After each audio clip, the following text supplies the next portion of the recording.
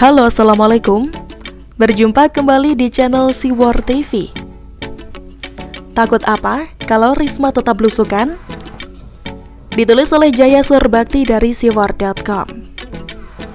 Mau itu tuduhan gila pencitraan dari seorang Fadli, mau itu kecaman lebay dan norak dari seorang Muljiono, mau itu sanggahan bahwa bukan di Jakarta saja ada PMKS dari seorang Irwandi. Itu semua tidak bisa menutupi kenyataan bahwa mereka sedang ketakutan akan dampak yang mungkin terjadi dari sikap Risma yang terus saja masih belusukan.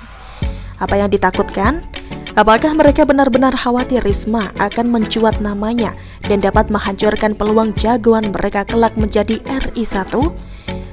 Kalau itu, saya kira kurang tepat karena tanpa efek Risma pun, Anies atau siapapun calon mereka kelak jelas sudah hancur duluan peluangnya sebelum mereka mencalonkan. Lihat saja peta perpolitikan sekarang, begitu banyak kandidat yang dapat dimajukan dengan peluang yang sama besar sebagai RI1 pada Pilpres mendatang. Ada Ganjar dan Kamil dari barisan kepala daerah, ada Thohir dan Tito dari barisan menteri, bahkan ada Prabowo dan Sandi dari barisan reuni. Ini adalah sosok-sosok yang sedang aktif di pemerintahan. Belum lagi sosok-sosok yang berdiri di luar pemerintahan. Ada Gatot dan Udin dari barisan satu selimut Anies. Jadi saya kira tidak perlu takut efek Risma akan meluluh lantakan peluang Anies karena memang peluang itu sudah lama pergi. Atau mungkin yang mereka takutkan adalah bahwa cara memimpin Risma akan menggesernya dari kursi DKI 1. Ini lebih masuk akal. Risma bisa jadi satu opsi bagi masyarakat yang rindu sentuhan pemimpin sejati, bukan sentuhan pemimpin retorika belaka.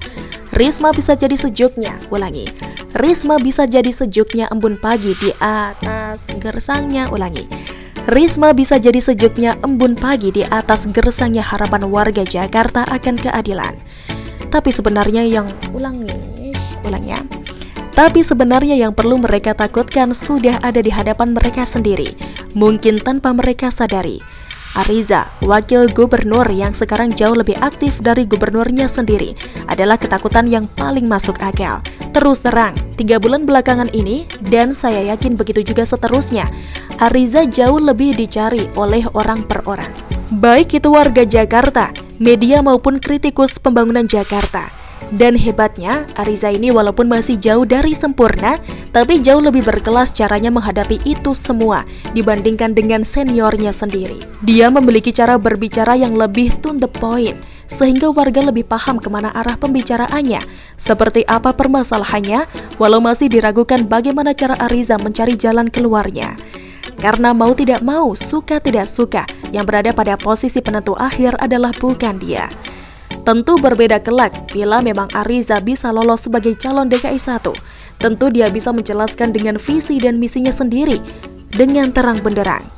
Saya pribadi malah curiga ketakutan mereka akan sikap Risma yang suka belusukan ini hanya karena takut kebobrokan hasil pekerjaan mereka menjadi terkuat.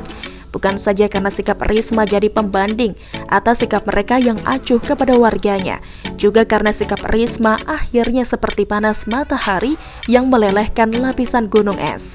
Apa yang tadinya kelihatan mulus di permukaan, ternyata begitu dikorek lebih dalam, kota itu sama sekali tidak bisa dibilang indah seperti foto-foto di Instagram. Menjadi terlihat dengan jelas bagaimana kesenjangan itu terjadi di depan mata. Ketidakteraturan itu sudah terjadi dan sudah menjadi pemandangan biasa sehari-hari. Bahkan perihnya, semua penderitaan itu selama ini hanya menjadi tontonan dan komoditas politik belaka, tanpa ada yang benar-benar sungguh-sungguh ingin memberikan solusinya. Namun sekali lagi bagi saya, ketakutan itu pun sebenarnya kurang tepat. Risma itu bukan hanya belusukan di Jakarta saja loh. Dia, walau durasi pengangkatannya sebagai Menteri Sosial baru seumur toge, tapi sudah beberapa daerah dia kunjungi untuk menjadikannya jalan menemukan solusi atas permasalahan yang ada. Sebelum belusukan ke Jakarta yang menakutkan banyak pihak ini, dia sudah lebih dulu belusukan ke Ponorogo, Jawa Timur untuk bertemu dengan para penyandang disabilitas pada akhir tahun lalu. Selain itu, Risma juga melakukan belusukan ke eks lokalisasi Balong Cangkring di Kelurahan Pulau Rejo, Kota Mojokerto dalam rangka pemetaan penyusunan program. Maka saya kira kurang tepat kalau takut pada sikap Risma yang terus belusukan. Risma memang begitu orangnya, tidak ada niat politik, tidak ada dendam ke siapapun, semata hanya panggilan tugas saja. Tapi kalau setelah tahu Risma memang begitu dan mereka tetap takut, ya sudah, biar saja. Masa pria segagah mereka bisa ketakutan akan sosok seorang emak-emak? Bagaimana menurut Anda? Silahkan tulis komen Anda di kolom komentar. Jangan lupa untuk like, subscribe, dan share. Si War TV pamit. Sampai jumpa.